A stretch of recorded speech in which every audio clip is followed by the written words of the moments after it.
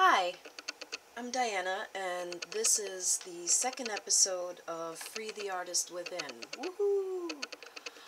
Um, so today I've been thinking a lot about art and your emotional state. I think that a lot of us as artists, we tend to shut ourselves off from our emotions, within our art. A lot of times I know too many artists that when they're going through things, shut themselves off rather than pour themselves into their art when you're in that emotional state.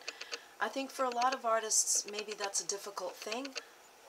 I know for me, I can't do it any other way but to translate my emotions into my art. I think um, there needs to be a communication between, you know, your yourself and your art in every way. And I think especially when you're going through stuff and you're feeling down, you're feeling hurt, I think your art in any way, whether it be the written word or whether it be painting, I think that, you know, um, art is really the best way to handle all of those emotions. Sometimes things are really hard to process for us. Sometimes we're given things in life that we're not ready for, that we didn't think that we were emotionally prepared for, like divorce or like death in the family, um, like losing your job and then not having another person as a breadwinner. Um, you know, those are really hard things to go through. And as a mother, you have to be strong for your children, you know, and I think really the best way to unblock yourself is especially if you're not used to pouring yourself into your art, I think is to start by creating pictures of what you feel. Start thinking about what you feel. How does it look like in a picture form? How would you describe it? If you're a writer, how would you describe it? What is it that you're really feeling? Does it feel, and then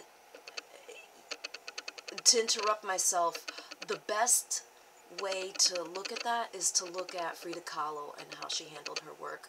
Look at some surrealism. Pop surrealism is great, and look at the way the art is created in these pictures.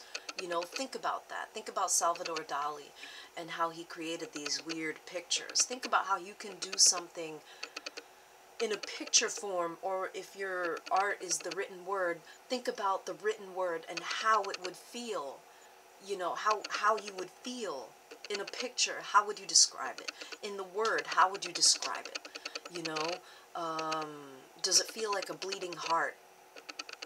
Or does it feel like a bird? Think about how it feels in a picture form and then translate that in your art, rather than shut yourself away and tell yourself, I'm going to paint or create when I feel happy, because you can't wait for that. Your art is here right now. And like I always say, Pablo Picasso said, inspiration comes, but it has to find you working. All right? Translate all those emotions into determination within your art.